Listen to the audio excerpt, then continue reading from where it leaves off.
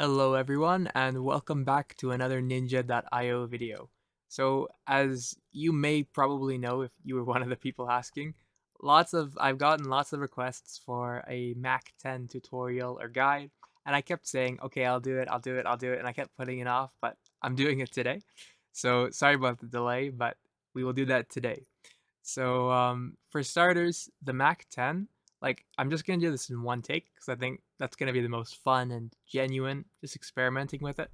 So the MAC-10, for starters, as you probably know already, I'll just get into a match to demonstrate this. Oh, it's perfect. It's about to end. Oh man, I forgot to disable my chat. Uh-oh. Hopefully nobody says anything bad. But anyways, so the MAC-10, I'm just going to use the MAC-10 right now for this match. So it's a close range weapon. As you can see, its range is not very far, but also, like just to demonstrate this, look at how little the damage is at that far. So you need to close distance to use the MAC-10 effectively. That is a necessity. You need to be nice and close. Otherwise, it's going to suck. And I do mean suck. That's the thing about the MAC-10 is if you're using it properly, it's great. If you're using it poorly, it sucks. So you need to close distance. That's the first thing. Easy way to close distance is, sorry, I need to take a breath. Easy way to close distance is by kind of using the terrain. So for example, if I see there's a guy coming up from here, I can wait up there for him and then rush as he gets closer. Like watch this, watch this. See, I'm not just gonna, oh, he went away. he ruined my example, but here's an example. So okay, I'll get him. I'll get him. But okay. It's hard to show an example in one take, but I will do it. Don't worry. So you see like that, how it's like you don't want to run over open ground towards them, if that makes sense. You want to kind of let them come to you, use the terrain to your advantage, so you're starting kind of close and you don't have a far running distance, if you make that makes sense. So you see, it's like that. You just gotta start nice and close, then rush them down. And another big thing about the MAC-10 is you need to be aiming for headshots. If you aren't aiming for headshots, you're not using the weapon properly. Full stop. MAC-10 is not good if you're just aiming for body shots. You need to get headshots to get value out of this weapon. And yeah, sometimes you'll miss, but the value you get out of proper headshots, like see how fast it got him? Like the value you get out of proper headshots is worth taking the risk, I'd say. More like definitely worth it. But yeah, MAC-10 is an awesome weapon. You just need to make sure you're closing distance and going for headshots. And that's honestly the two biggest pieces of advice I can give with this gun is close distance and go for headshots. I haven't played Ninja.io in a while actually. It's nice when you take a break and then you come back. It's like you're refreshed, you know? But that's the big thing is use your terrain, rush them down, try and not do it over too much open ground. So use the terrain to your advantage, get nice and close, then rush them down, aim for headshots. Just like that. And yeah, I mean, that's all there is to the MAC-10. It's just the biggest challenge people have is just practicing to make sure you're using the terrain properly and that you are going for those headshots and, your accuracy so that you hit them.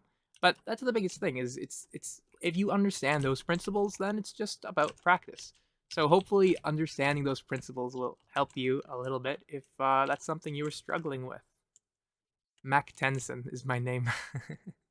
I know I'm sorry. It's not a funny joke. I'm sorry. Okay.